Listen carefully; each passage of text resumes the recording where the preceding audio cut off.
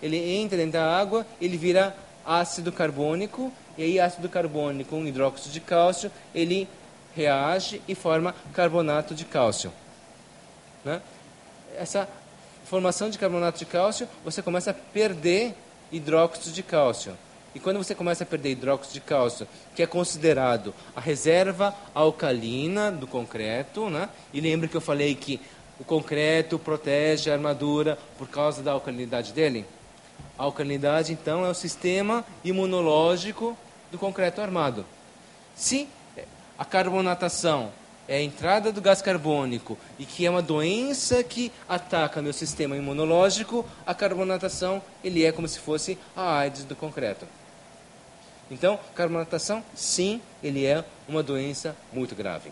Né? Fora disso, você não tem essa fina camada de água. Imagina uma situação, por exemplo, em Brasília, por exemplo. Né? Ele é muito seco. E aí o que acontece? Quando eu entro dentro do poro, eu não vejo a camada de água. Ele está seco. Então, não tem carbonatação nos dias que estão secos em Brasília. Mas alguns estudos falam que, às vezes, o ciclo de Brasília, eles têm carbonatação sim. Mas assim, de certa forma, eu diria o seguinte. Ou, por exemplo, imagina um lugar que é muito úmido, por exemplo, né? Então, está com 100% de umidade relativa. Quando eu coloco a cabeça, está tudo molhado, aqui dentro eu molho minha cabeça. E aí, na verdade, o gás carbônico, ele entra e encontra essa água e só fica carbonatação só na superfície de fora. Então, a carbonatação também é pequena. Então, como é que eu como médico, consigo diminuir a carbonatação? Eu entro no poro, pego aquele pulverizador de spray, né? E pulverizo um pouquinho de hidrorrepelente.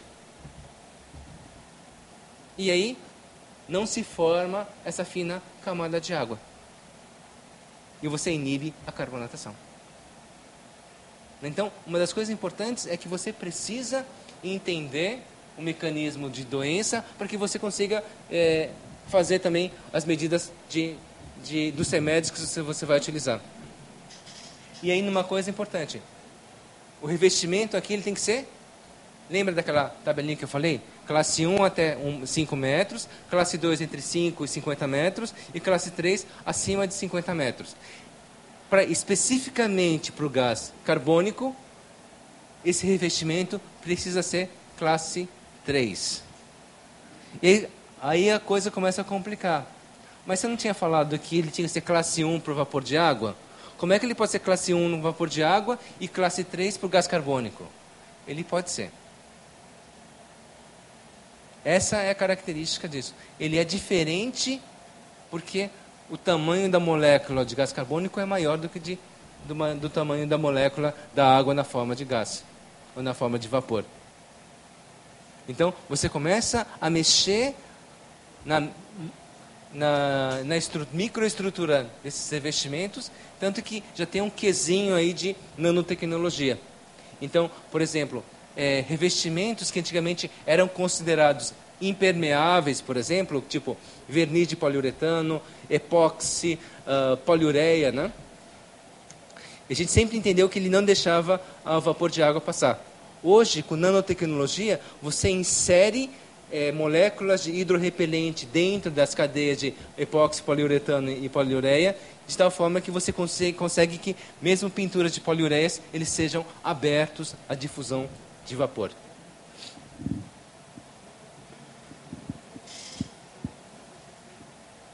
E aqui você tem, né? Ele pode ser tanto classe 3 para gás carbônico e pode ser classe 1, né? Que seria menor do que 5 metros, em relação a vapor de água. Tá? Existe uma norma específica que é a ISO 7783-1. Tá? Para exemplificar isso, por que é importante que o material ele seja aberto à difusão de vapor? Porque se ele é fechado à difusão de vapor, ele corre o risco de ter essa formação que se chama de osmose. Osmose é exatamente essa questão de formação de bolha, que na verdade é um sistema muito mais complexo. Na verdade, não é só vapor de água, tem íons, tem uma série de coisas que envolvem na questão de osmose. Mas é aquela mancha que a gente vê na garagem, que vê o desplacamento da pintura, da água, dos íons querendo entrar e forçando uma passagem. E aí, uma das coisas importantes é assim, né? Eu furo, sai água. Aí você vê, parou de sair água. Raspo, limpo, pinto de novo, bolha de novo. Não, o que está acontecendo aí?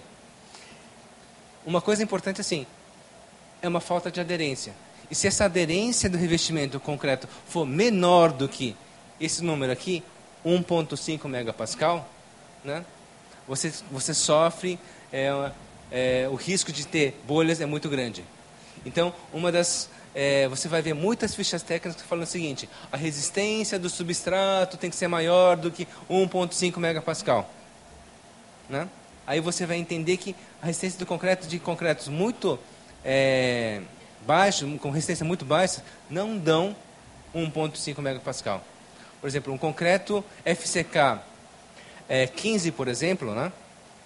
Ele dá uma resistência arranque igual a 0,8 megapascal. Então, num concreto de 15 megapascal, sempre vai dar bolha. Sempre. Um concreto que tem, por exemplo, 25 megapascal. A resistência ao arranque dele já é a maior, é 1,4 megapascal. Um concreto que tem 30 megapascal de resistência, ele tem 1,6 megapascal de resistência ao arranque. Então aí você começa a entender por que o pessoal que aplica piso de epóxi em cima de concreto, ele exige que o concreto seja FCK pelo menos 25. Porque a resistência ao arranque desse concreto é parecido com 1,5 megapascal. E aí ele não é sujeito à osmose. Tá? Osmose. Tá? No material, aí é contra. Né? No fundo, as argamassas poliméricas flexíveis, eles são muito mais sujeitas à osmose. Né? Tanto que a gente não utiliza argamassa polimérica flexível para pressão negativa. Ou quando a gente utiliza argamassa flexível em pressão negativa, antes eu aplico uma argamassa polimérica semiflexível, ou rígida, né?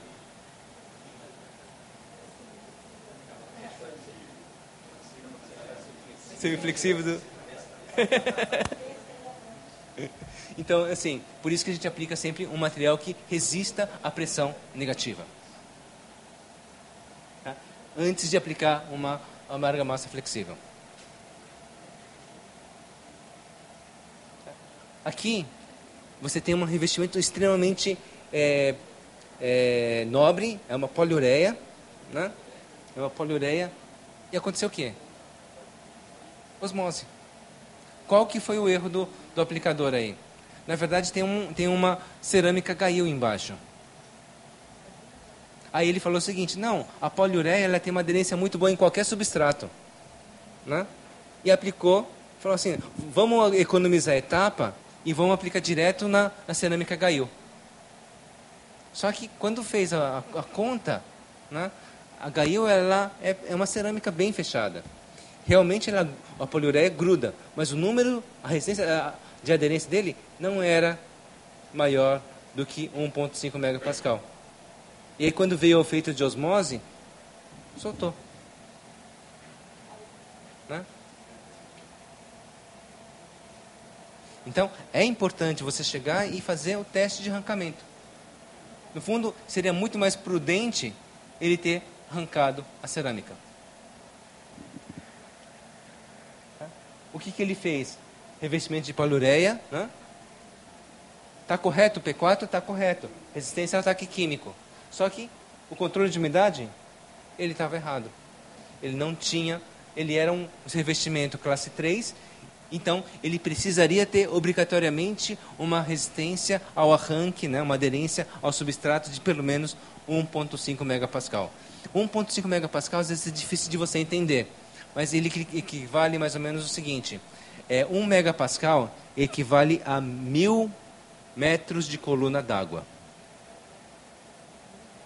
1000 metros de coluna d'água. 1,5 é 1,5 km de coluna d'água. Você fala assim, mas aqui tem 30 centímetros. O problema é que assim, o vapor de água ele consegue fazer toda essa força, ele concentra num ponto só. E quando ele concentra num ponto só, essa força é de 1,5 megapascal. Então, qualquer bolha, né, qualquer bolha do concreto, ele é um ponto falho para esse tipo de revestimentos de poliuretano, de epóxi, poliureia, que são fechadas de difusão de vapor classe 3. Então, o trabalho de estucamento é muito importante para esse tipo de revestimento. Porque você tem que fechar todos os poros. Senão, um poro, ele dá bolha.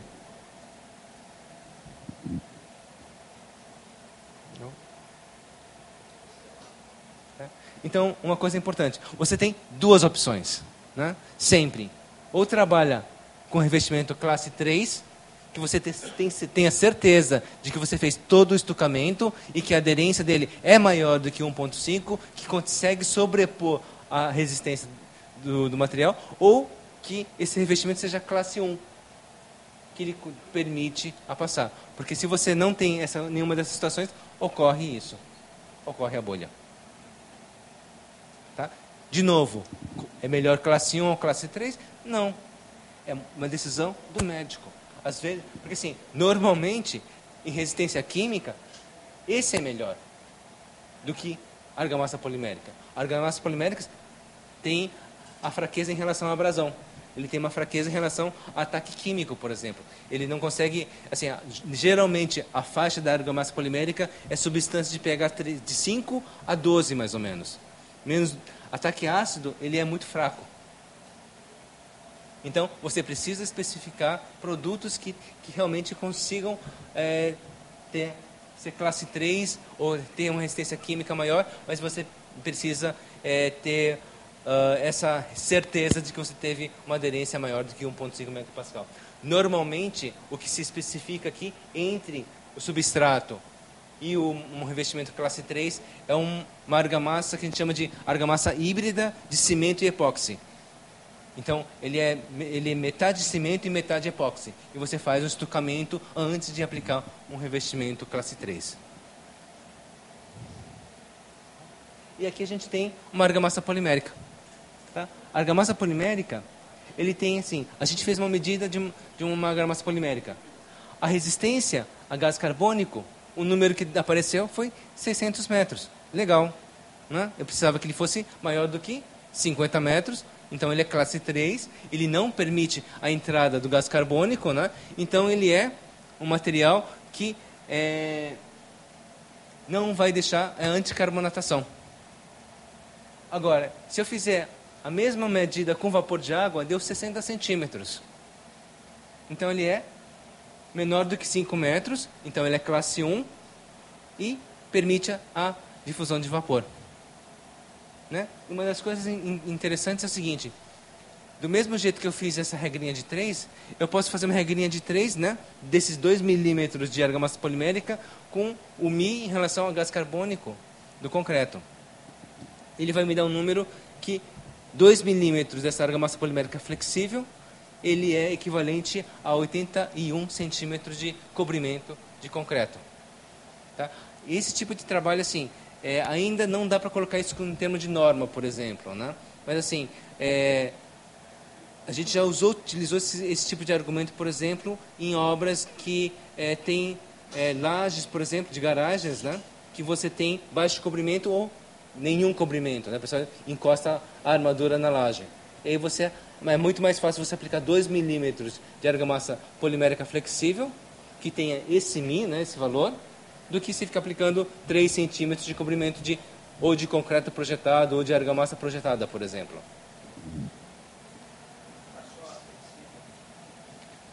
Não, depende. É assim, o produto precisa ter um número Mi. Não é só flexível. É que normalmente a carga de polímero na flexível é muito maior. Por exemplo, a argamassa polimérica você pode ter desde 5% até 40% de polímero. Né? A de 5% já tem muito menos, você vai ter que colocar muito mais espessura, por exemplo. Então, o que era tradicional? É você ter um reparo localizado e uma espessura grossa de concreto, né? Impermeável e espesso. E aí, hoje, você te permite a fazer aceitação de cobrimento de concreto existente adicionado uma proteção total dessa estrutura. Aqui você tem a argamassa polimérica aplicada, você vê uma consistência dela, né? Normalmente é bem pastosa. Você faz primeiro um estucamento, você cobre todos os poros primeiros, então você utiliza uma desempenadeira de borracha. Depois você vem com uma camada mais grossa em cima desse estucamento, né? E aí você faz um acabamento, talvez com uma esponja de borracha, por exemplo. Normalmente também esse tipo de serviço, você faz ele com equipamento projetado. Então, normalmente, assim, a gente aplica uma base primeiro, né, um material que, como se fosse que ele penetra no concreto, como se fosse uma base, e depois você utiliza a argamassa polimérica flexível dentro dessa maquininha e projeta ele, né, é uma maquininha bem pequenininha, monocomponente, e você projeta ele como se fosse uma camada, por exemplo. Tá? A aplicação que você tem, por exemplo, para você fazer proteção de New Jerseys.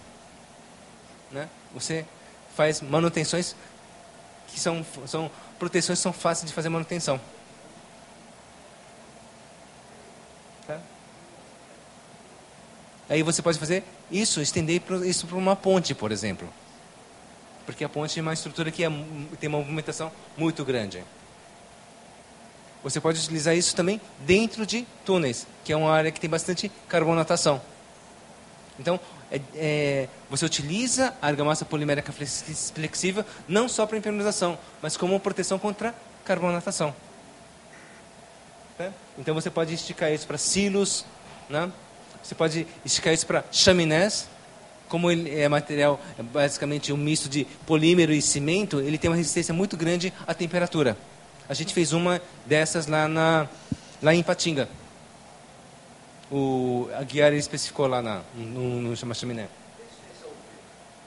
Resistência UV ele tem muito boa. Normalmente, assim, uma pintura normal ele perde 5 micrômetros por ano.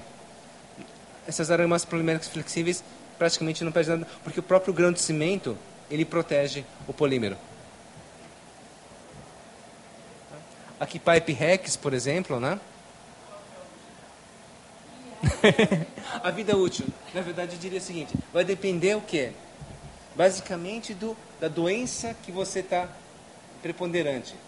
Por exemplo, num pipe hack, provavelmente você vai ter uma vida útil menor, porque é um ambiente industrial, né? Mas, por exemplo, se você começar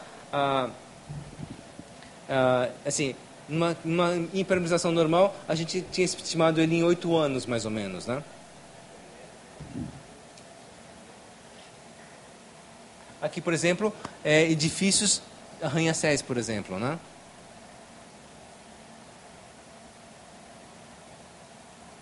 Aqui é uma coisa interessante, é você utilizar argamassas poliméricas flexíveis para retenção de óleo, né, de contaminação em óleo de transformador, que é uma coisa difícil, porque assim, óleo de transformador, ele é quente, né?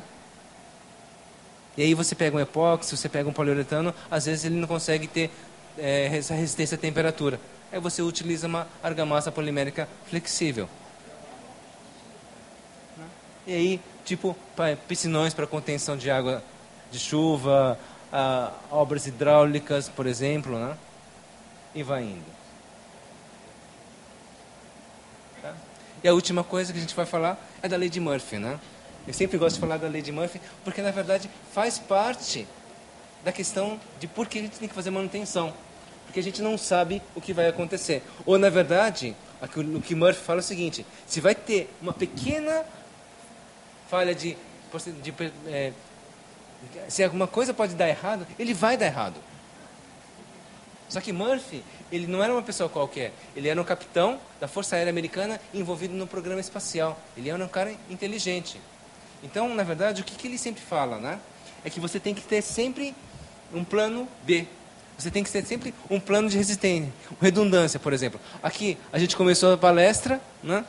O som não estava dando certo. Eu trouxe de São Paulo esses alto-falantezinhos que eu podia colocar ali. Graças a Deus, nosso amigo conseguiu consertar lá o som.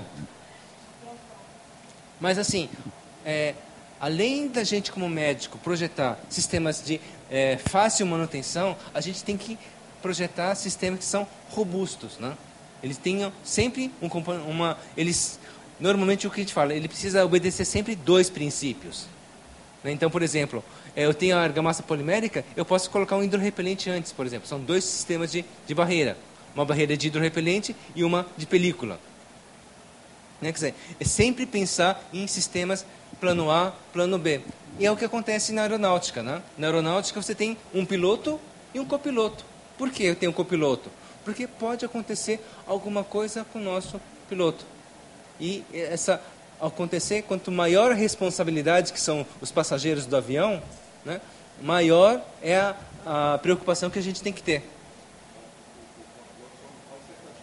Você não pode sequestrar o avião. Por quê? É uma questão de probabilidade de falhas. E uma das coisas que é importante é o seguinte, cada vez mais a gente vai dimensionar a vida